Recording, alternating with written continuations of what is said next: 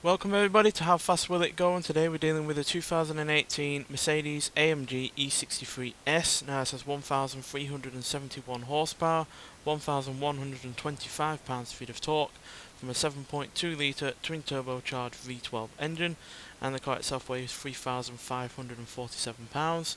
Came with all-wheel drive standard and can now do 0 to 60 in 2.167 seconds and 0 to 100 in 4.151 seconds. So yeah, this has the engine from the Mercedes-Benz CLK GTR, and yeah, it's got a hell of a lot of power. It's an engine that we've not used before, so I thought we'd give it a shot. And yeah, this is a decently lightweight, large saloon, but obviously it's far from the lightest car that we've had on this series. But the acceleration is really rather good. It's got a huge amount of horsepower. It's got a healthy amount of torque from a sizable engine. So yeah, the only real worry with this is the fact it's a modern car, as it has 9 gears. So yeah, I'm hoping that the 9th or 8th gear isn't more gears for fuel economy, because they usually are really rather useless in getting a good rate of top speed. I've seen that in a couple of cars before, so hopefully that's not the case, but nonetheless, let's get out there and see what it can do.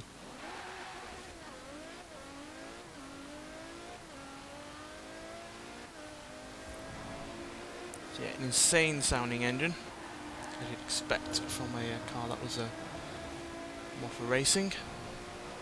That's 220, 230. Great agility from a car of this size there. 250, 260, 268.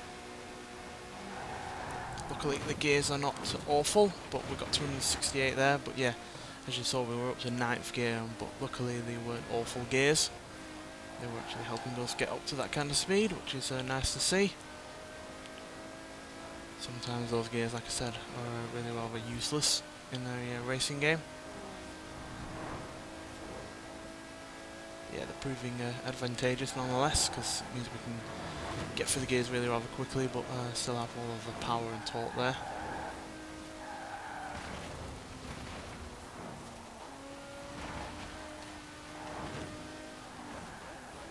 Right, let's get to the other side of the motorway and see if we can improve on that top speed. Yeah, this car's an insane drift machine when you give it this kind of power. The all-wheel drive system will just grip and grip and grip, but you'll be able to hold the slide. Which is nice to see that this car is quite versatile when you start upgrading it. But we're more interested in top speed here today. I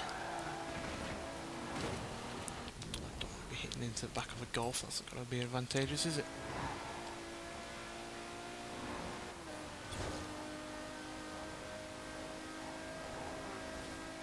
It's incredibly quick at getting up to this kind of speed. It's fairly decent in terms of acceleration as well, even when we're at this kind of speed.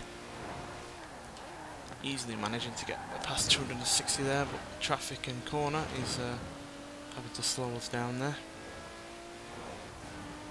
Makes me laugh though that we're into 8th gear even before 200 mile an hour.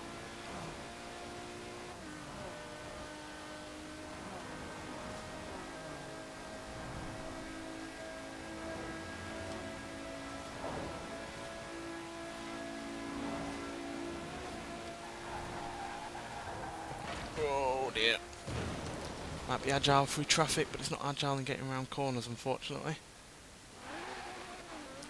Yeah, I was looking at what we're going to get today, which is still a really good top speed. It's not the fastest Mercedes that we've had on this series, but it's still a good speed nonetheless. And yeah, this car is easily one of my favourite that we've had on this series, because despite the large size of this vehicle and the fact that the all-wheel drive system could easily make it understeer, it's able to weave in and out of traffic with ease. So yeah, 268 mile an hour is all we're going to get today, which means it matches the Ferrari F12tdf, Porsche 356L SL, Mosler MT900S, the Morgan Aero GT, and the Porsche 917/20.